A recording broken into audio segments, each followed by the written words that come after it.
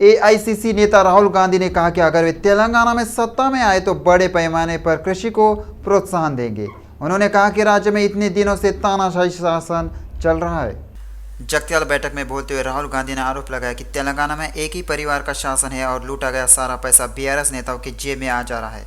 उन्होंने कहा कि तेलंगाना राज्य अभिजात वर्ग के लिए नहीं दिया गया था, लेकिन अगर राज्य की स्थापना सामाजिक न्याय के लिए की गई होती तो केसीआर के शासन के दौरान ऐसा नहीं होता। बीआरएस पार्टी और केसीआर को बाहर कर दिया जाएगा। राहुल ने आलोचना करते हुए कहा कि बीजेपी, बीआरएस और एमआईएम पार्टियां एक है और ये तीनों पार्टियां मिलकर काम कर रही है। बीआरएस दिल्ली में बीजेपी को समर्थन देता है। उन्होंने एमआईएम पर आरोप लगाया कि जहां भी कांग्रेस चुनाव लड़ती है वहां वह बीजेपी का समर्थन करती है। उन्होंने संसद में बीसी जाति जनगणना कराने की मांग की तो मोदी ने कोई जवाब नहीं दिया। उन्होंने कहा कि कांग्रेस सरकार आती तेलंगाना से ही बीसी जाति जनगणना शुरू की जाएगी। उन्होंने कहा कि बीसी की गणना आते ही अगले बजट में इतने दिनों के नुकसान की भरपाई कर दी जाएगी। राहुल ने कहा कि आने वाली सरकार में युवाओं की आकांक्षाएं पूरी होने जा रही है और तेलंगाना युवाओं का पसंदीदा बनने जा रहा है। अगर तेलंगाना आंदोलन नहीं होता तो क्या रेवंत रेड्डी और किशन रेड्डी के पास ये पद होते? मंत्री केटीआर ने पूछा। केटीआर ने जिट्टा बालकृष्ण रेड्डी के बीआरएस पार्टी में शामिल होने के अवसर पर बात की। उन्होंने संयुक्त नलगोंडा जिले में सबसे अधिक बहुमत से जीतने वाले पहले शेखर रेड्डी की प्रशंसा की। केटीआर ने कहा कि वो बालकृष्ण रेड्डी को उनके घर लौटने पर शुभकामनाएं देते हैं और यह एक खोए हुए बेटे के घर लौटने जैसा है। उन्होंने रेवंत रेड्डी पर चोर होने का आरोप लगाया जो 50 लाख रुपए के साथ पकड़े गए थे। क्या ये रेवंत रेड्डी नहीं है जिन्होंने कांग्रेस नेता सोनिया गांधी को बलि का बकरा कहा था? उन्होंने याद दिलाया कि मोदी ने कहा था कि गुजराती तेलंगाना के लोगों को आज़ाद कराएंगे। कांग्रेस नेता कह रहे हैं कि सोनिया मां की कृपा से तेलंगाना उन्हें दे दिया गया था। अगर उस समय टीआरएस नहीं होती तो क्या टीपीसीसी और टीबीजेपी होती? उन्होंने उसे पदच्युत कर दिया। केटीआर ने कहा कि कांग्रेस और बीजेपी के राष्ट्रीय नेता अज्ञानता से बात कर रहे हैं। बीआरएस को सुप्रीम कोर्ट में झटका लगा। कोर्ट ने बीआरएस की ओर से दायर याचिका को खारिज कर दिया। बीआरएस ने कार जैसे निशानों को हटाने के लिए सुप्रीम कोर्ट में याचिका दायर की।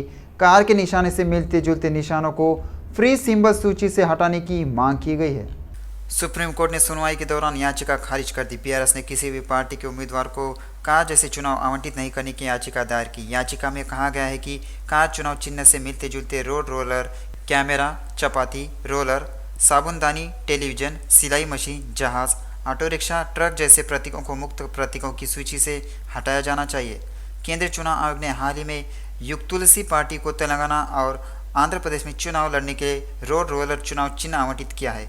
अतीत में इस निशान के कारण हुई समस्याओं को देखते हुए सुप्रीम कोर्ट ने बीआरएस कार से मिलते जुलते निशानों को हटाने की कदम उठाया है। याचिका में कहा गया है कि कार जैसे संकेतों के कारण बीआरएस चुनाव में हार जाएगी। न्यायमूर्ति अभय ओका और न्यायमूर्ति पंकज मित्तल की अध्यक्षता वाली 2 न्यायाधीशों की पीठ ने बीआरएस याचिका खारिज कर दी। सनतनगर बीआरएस विधायक उम्मीदवार मंत्री तलसानी श्रीनिवास यादव को सीएम केसीआर से बी फॉर्म मिला। मंत्री तलसानी ने शुक्रवार को प्रगति भवन में सीएम केसीआर से मुलाकात की।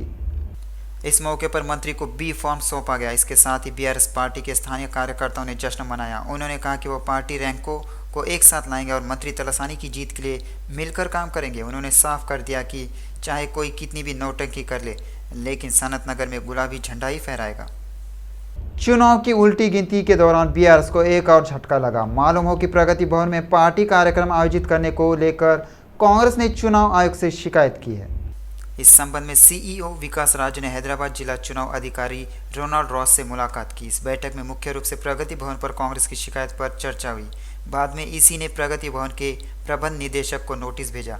इसी ने नोटिस में प्रगति भवन में चल रहे कार्यक्रमों पर स्पष्टीकरण मांगा है। मालूम हो कि चुनाव आचार संहिता लागू होने के बाद से चुनाव आयोग के आदेश पर पुलिस बड़ी मात्रा में पैसा, शराब, सोना और चुनाव में बांटने के लिए तैयार सामान जब्त कर रही है। यह देखना बाकी है कि बीआरएस इन नोटिसों पर कैसे प्रतिक्रिया देगा। मंत्री हरीश राव ने साफ कर दिया है कि आने वाले चुनाव में बीआरएस पार्टी जीतेगी। उन्होंने कहा कि निचले तबके के कल्याण में बारे में सोचने वाले सीएम केसीआर के प्रति तेलंगाना के लोगों में अपार प्रेम है। उन्होंने कहा कि कांग्रेस और बीजेपी चाहे जितने चाली चले, हैट्रिक तो केसीआर की लगेगी। हैदराबाद में उनके आवास पर संगारेड्डी जिला आंडोर निर्वाचन क्षेत्र अल्लादुर्ग मंडल की पूर्व जेडपीटीसी ममता ब्रह्मण्य, भाजपा और कांग्रेस पार्टियों के कई नेताओं के साथ मंत्री हरीश राव की उपस्थिति में बीआरएस में शामिल हुए। उन्हें गुलाबी खंडवा पहनाकर पार्टी में गर्मजोशी से आमंत्रित किया गया। विभिन्न सामाजिक आंदोलनों में भाग लेने वाले ब्राह्मण वर्तमान में भाजपा में है। उनके साथ मेदक जिला युवा संघों के अध्यक्ष शैलू, युवा नेता पवन, वार्ड सदस्य नरसिम्हा, युवा संघों के मंडल अध्यक्ष महेश गौड़, भाजपा युवा अध्यक्ष अंजनीलू, रायगढ़ मंडल बीसी संघ के अध्यक्ष शेखर, भाजपा मोर्चा नेता शेखर और 100 कांग्रेस और भाजपा कार्यकर्ता थे जो बीआरएस में शामिल हो गए। कुतुबुल्लापुर निर्वाचन क्षेत्र में चुनाव अभियान शुरू हो गया है। बीआरएस पार्टी विधायक केपी विवेकानंद निर्वाचन क्षेत्र में चौतरफा पदयात्रा कर चुके हैं। चुनाव अभियान के तहत आज कुतुबुल्लापुर के बीआरएस भवन में भारत राष्ट्र समिति का चुनाव घोषणा पत्र 2023 का हुआ विमोचन। इस मौके पर केपी विवेकानंद ने कहा कि गुलाबी झंडा सबके लिए सरकारी योजनाएं जन जन की सुरक्षा है। बीआरएस योजनाओं का लाभ घर घर में पहुंच रहा है। ऊंची जाति गरीब लोग, आसरा पेंशन वृद्धि, गैस सिलेंडर की कीमत में कमी। उन्होंने विश्वास जताया कि स्वास्थ्य बीमा और अन्य योजनाओं से उनकी पार्टी को जीत मिलेगी और बीआरएस फिर से हैट्रिक हासिल करेगी। व्यापक रूप से लोकप्रिय वंदे भारत एक्सप्रेस के बाद रैपिड एक्स नाम से एक क्षेत्रीय सेमी हाई स्पीड ट्रेन यात्रियों के लिए उपलब्ध कराई गई है। नमो भारत नाम की इस ट्रेन का उद्घाटन प्रधानमंत्री नरेंद्र मोदी ने उत्तर प्रदेश के मुख्यमंत्री योगी आदित्यनाथ के साथ राष्ट्रीय राजधानी क्षेत्र में किया। मोदी की हरी झंडी दिखाती पहली रैपिड एक्स ट्रेन साहिबाबाद से दुहाई डिपो के लिए चल पड़ी। इसके बाद नमो ट्रेन में सफर कर रहे प्रधानमंत्री मोदी ने स्कूली छात्रों और ट्रेन स्टाफ से बातचीत की। तेलंगाना जन समिति के अध्यक्ष प्रोफेसर कोदंडराम ने कांग्रेस नेता और पूर्व एआईसीसी अध्यक्ष राहुल गांधी से मुलाकात की। कोदंडराम ने खुलासा किया कि उन्होंने राहुल गांधी से उनका समर्थन करने और लोकतांत्रिक तेलंगाना के लिए मिलकर काम करने के लिए कहा। कोदंडराम ने कहा कि आवास के मामले पर राहुल गांधी ने सकारात्मक प्रतिक्रिया दी। इससे पता चला है कि हम निरंकुश शासन को उखाड़ फेंकने के उद्देश्य से काम करेंगे। उन्होंने साफ किया कि राहुल से विधानसभा चुनाव में सीटें देने के लिए नहीं कहा गया था। उन्होंने कहा कि उन्हें कांग्रेस को समर्थन देने में कोई आपत्ति नहीं है। आदिवासी कल्याण मंत्री सत्यवती राठौर ने आलोचना करते हुए कहा है कि यह हास्यास्पद है कि आज़ादी के बाद से देश में शासन करने वाली कांग्रेस को अब मेहरम यात्रा को राष्ट्रीय पर्व का दर्जा देने की बात आ रही है। कांग्रेस नेता राहुल गांधी और प्रियंका ने मुलुगु के आदिवासी इलाके में आकर और कोई वादा न करके लोगों को निराश किया है। मंत्री ने याद दिलाया कि वे पोडो अधिनियम लाने का दावा करते हैं, लेकिन कांग्रेस शासन के दौरान आदिवासियों और गैर आदिवासियों को भारी नुकसान हुआ था।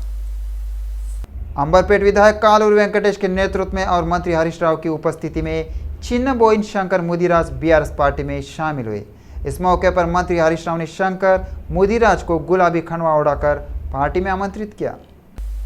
मंत्री हरीश राव की उपस्थिति में शंकर मुदिराज, राघवेंद्र मुदिराज, साई किरण मुदिराज, रमना और नजय मुदिराज बीआरएस पार्टी में शामिल हुए। इस मौके पर शंकर समेत मंत्री व विधायक समेत अन्य लोगों को बीआरएस पार्टी में गर्मजोशी से आमंत्रित किया गया। शंकर मुदिराज ने कहा कि वे विधायक कालूर वेंकटेश को भारी बहुमत से जिताएंगे और एक बार फिर अंबरपेट की जमीन पर बीआरएस का झंडा फहराएंगे। सुप्रीम कोर्ट ने फाइबर नेट मामले में टीडीपी नेता चंद्रबाबू द्वारा अग्रिम जमानत की मांग को लेकर दायर एसएलपी पर सुनवाई की। न्यायमूर्ति अनिरुद्ध बोस और न्यायमूर्ति बेला एम त्रिवेदी की पीठ के समक्ष चंद्रबाबू की ओर से वरिष्ठ अधिवक्ता सिद्धार्थ लूथरा ने दलीलें सुनी।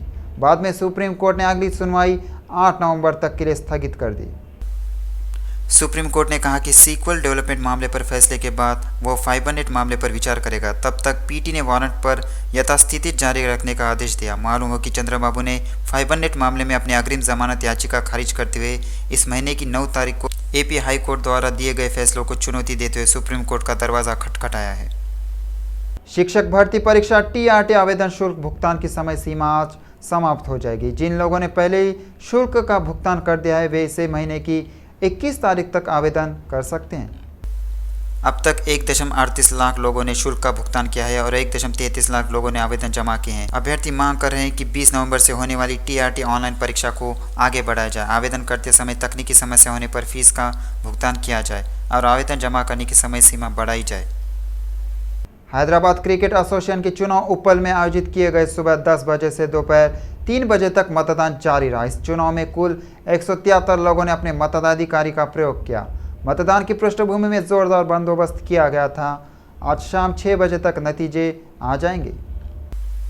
लेकिन एचसीए चुनाव विधानसभा चुनाव की याद दिलाते हैं। बीआरएस और बीजेपी समर्थकों के बीच प्रतिस्पर्धा चल रही है। जगन मोहन राव का कहना है कि उनके पैनल को सरकार का समर्थन प्राप्त है। Jagan Mohan Rao United members of HCA panel के नाम से मैदान में है। प्रतियोगिता में एक अनिल कुमार पैनल है जिसका नाम सुशासन पैनल है। HCA के पूर्व अध्यक्ष विवेक और भाजपा के समर्थन से अनिल कुमार अध्यक्ष पद के लिए चुनाव लड़ रहे हैं। साथ ही अमरनाथ क्रिकेट फर्स्ट पैनल के नाम से शिवलाल यादव और अरशद अयूब पैनल की ओर से अध्यक्ष पद का चुनाव लड़ रहे हैं। मतगणना केंद्रों की व्यवस्थाओं का निरीक्षण हैदराबाद जिला चुनाव अधिकारी GHMC आयुक्त रोनाल्ड रोज, जिला कलेक्टर अनुदीप, हैदराबाद पुलिस आयुक्त संदीप संदल्या, अतिरिक्त आयुक्त विक्रम सिंह मान ने किया।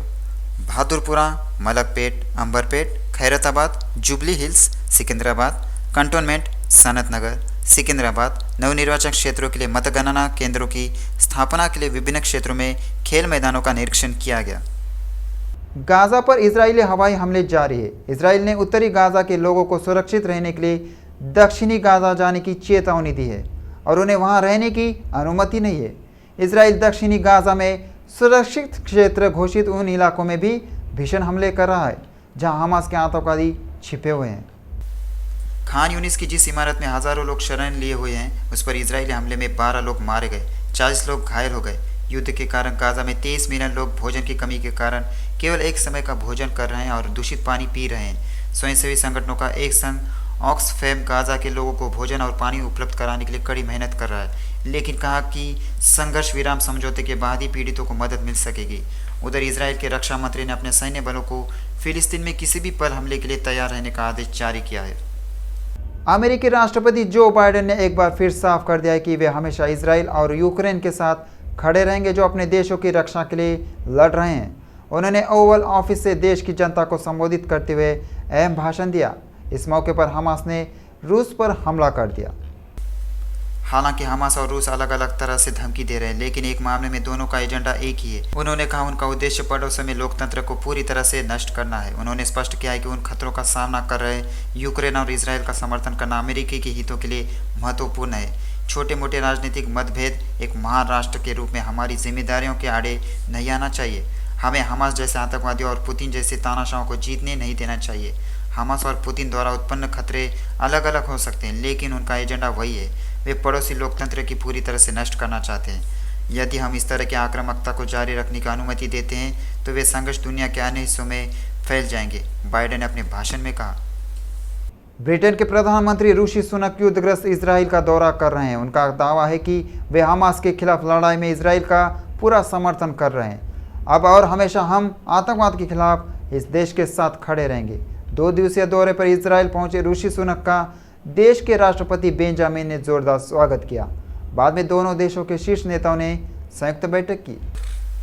उन्होंने कहा कि वे जानते हैं कि हमास के विपरीत इजराइल अपने नागरिकों को किसी भी तरह का नुकसान रोकने के लिए सभी सावधानियां बरत रहा है। उन्होंने युद्ध से क्षेत्र से ब्रिटिश नागरिकों को निकालने के लिए नेतन्याहू को धन्यवाद दिया। हमास का दावा है कि वो फिलिस्तीनियों के साथ साथ इजरायली नागरिकों को भी अपना पीड़ित मानते हैं।